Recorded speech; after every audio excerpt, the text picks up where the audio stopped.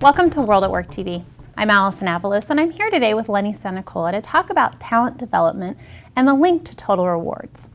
Lenny, there are a lot of buzz phrases in our field. Can you first talk about the difference between talent management and talent development? Generally speaking, talent management, when I think of talent management, I think of it in broader terms of human capital and managing overall organizational talent.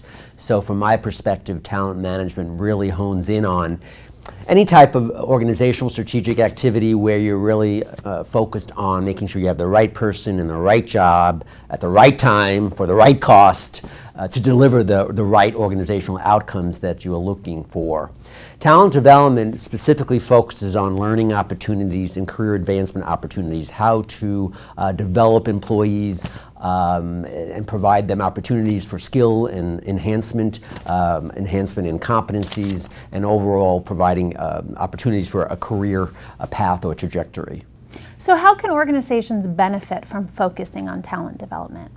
Well, organizations support learning and career advancement opportunities in order to deploy effectively talent throughout the organization and enable that talent to deliver the greatest organizational value that it can. In fact, talent development is an element of the World at Work, one of the 6 elements of the World at Work total rewards model, and really serves as an important lever in the employee value proposition. Providing both professional and personal development and training opportunities for employees really is part of an organization's quote-unquote toolkit in order for them to achieve their attraction, motivation, retention, and employee engagement initiatives. Especially today, Allison, with the millennials and the newer generations entering the workforce, employees are really seeking a work environment where job and career opportunities are made available and are encouraged and supported by the organization that they've chosen to work for. So with this focus on learning opportunities and career development and such a strong tie to that employee value proposition, whose responsibility is talent development within an organization?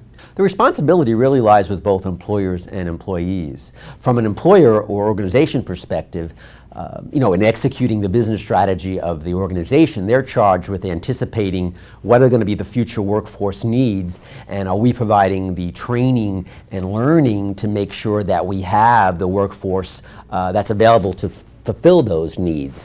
So basically the employer has to make sure that they have the right people available as the environment changes and transitions occur, and make sure they have the right people available to fill those anticipated future workforce needs. From an employee perspective, I think employers need to encourage their employees to take ownership. I think years ago, you sort of took the position that, the employer is responsible for my career path. And I think today, employers' role is to encourage employees and to support them in their endeavors, but they have to make sure that they take ownership of that, and they seek out those job opportunities or career paths that the organization offers and take advantage of those opportunities. So let's get down into the weeds a little bit, because I think the connection to the employee's responsibility really hits home when you think about the ways that an employee can be developed. So talk about some of the specific types of talent development programs and activities there are out there. Sure, and there are many types, and if we were to sort of put them into different umbrellas, we'll start with learning, what we consider learning opportunities. So that could be anything from offering tuition reimbursement programs to corporate universities to encouraging attendance at a seminar or a conference, learning new technology, even sabbaticals, promoting and supporting people going on sabbaticals. Under the mentorship or coaching umbrella, that would be providing employees with leadership and management training opportunities, or perhaps maybe helping someone get outside their comfort zone. So having them work on a project that's not in their area of expertise. That could even mean, presenting at a conference or attending a conference that's outside their area of expertise. And then finally, in the advancement umbrella, could be an overseas assignment. It could be publishing an article.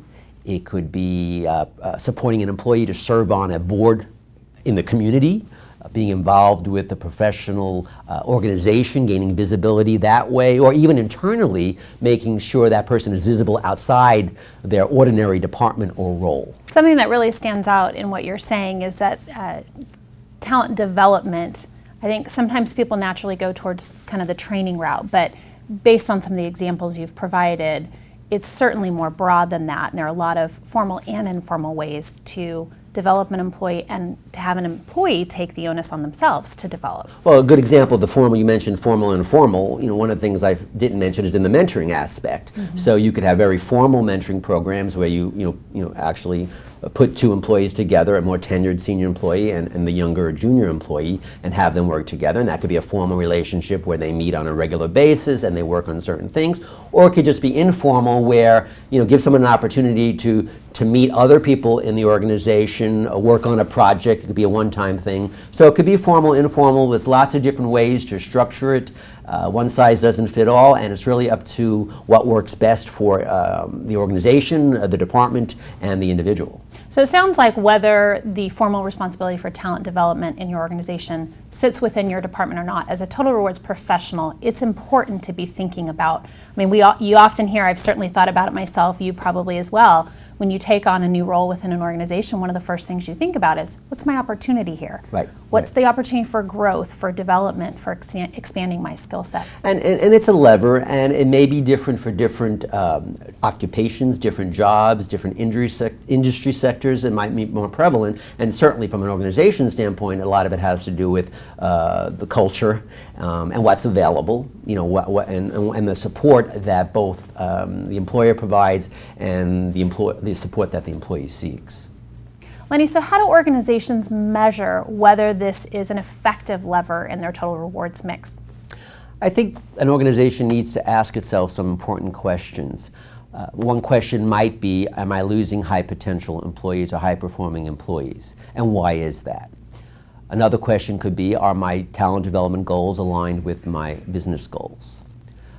Third question could be, as the internal and external environment is volatile and changes very quickly, and other factors impact the success of our organization, as we go through those transitions, are we reacting, or do we have employees trained and well-versed to sort of step in once those transitions occur? So part of that is really being future-oriented and knowing where the business is heading and making sure that you have the right workforce prepared to meet that new workforce or that new transition.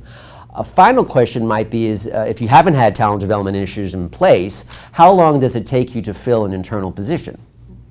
So once you might be able to, as a baseline, say, okay, now we've put in some talent development initiatives, are we able to react quicker on the dime to get somebody to take over a role that may be vacated? How quickly and how agile is the organization to move and respond to vacated positions or new positions that might be required? And that certainly could be a metric that an organization can use to determine success. Any final thoughts, Lenny? Skill development and career opportunity is important to most people. So I think an organization needs to recognize that as they seek to attract and retain the right talent. If I go work for an organization and I feel that I'm going to fall behind my peers because the organization isn't giving me opportunities, that could lead to my departure. And that's significant in more jobs like science, information technology, or engineering, where things change rather quickly, and so I could wind up losing high performance or high potential employees. So I think an organization needs to be aware of that, and they need to use the talent development lever appropriately in their total rewards mix to make sure that they achieve their business objectives. Thanks, Lenny. Thanks, Allison. For World at Work TV, I'm Allison Avalos.